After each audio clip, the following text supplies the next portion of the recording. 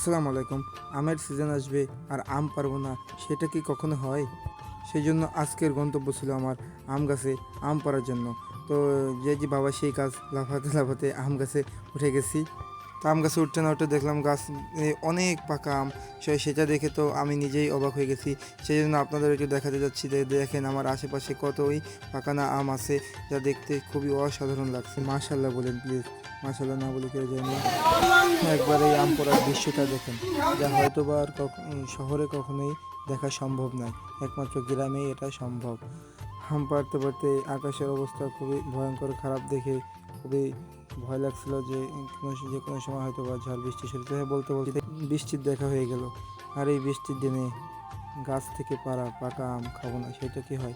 আমি এখন খেতে থাকি। আপনারা সবাই ভালো থাকুন, আল্লাহ হাফেজ।